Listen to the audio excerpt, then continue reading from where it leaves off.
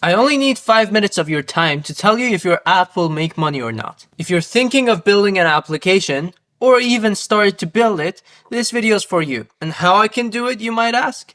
Well, I've built over 100 products in the span of the past 12 years. I've had 3 exits, and now I'm working with Fortune 500 brands and the biggest creators out there to co-build software products with them. And in this video, I'll be sharing the 4 red flags that I spot when people are pitching their app ideas to me.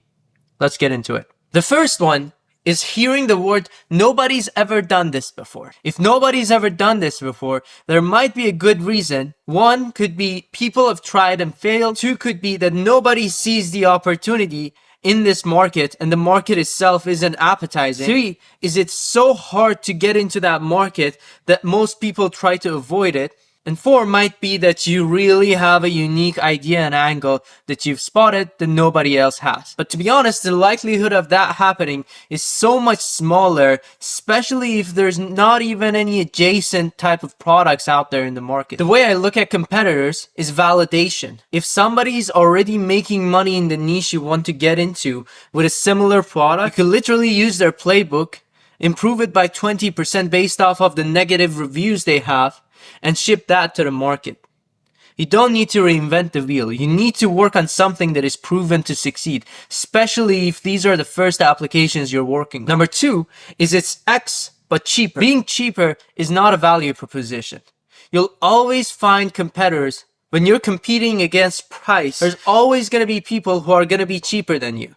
There's no going around it. The only niche scenario that it would make sense is if there was previously something that was only accessible to governments or enterprises for maybe hundreds of thousands or millions of dollars, and now you've kind of democratized it. Meaning, instead of something that people used to pay for millions of dollars, now you've created a version of it that people could pay you $10 for. But usually speaking, if somebody's charging $300 for something and you want to charge $100, that's not good enough of a differentiation for your product. Number 3 is we want to do X, but with more features. If you want to have 10 features in the first version of the product you're releasing, the chances of success that you'll have is far less. When you're marketing your application, you need to be able to pinpoint one specific angle for your application for the users to become interested into it. If you tell users we have more feature, that is not interesting to them.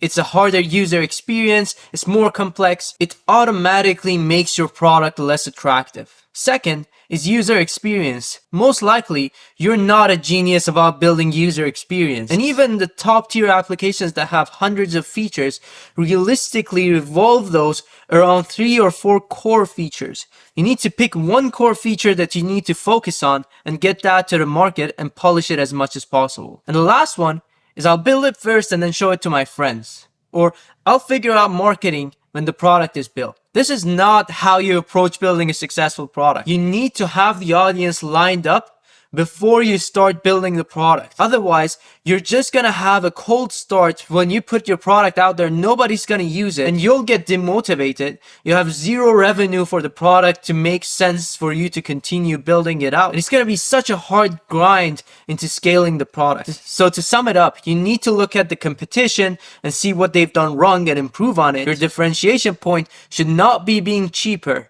Being cheaper could be a good go-to-market strategy initially, but that shouldn't be why people install your application. You need to be very minimal and intentional with the first version. You need to have 1 to maximum 3 core features and only focus on making those polished and shipping them to your users and making sure your users are actually getting value of the application. And you need to line up the audience, the people who would be your initial users before you actually build the application. Thank you for watching the video.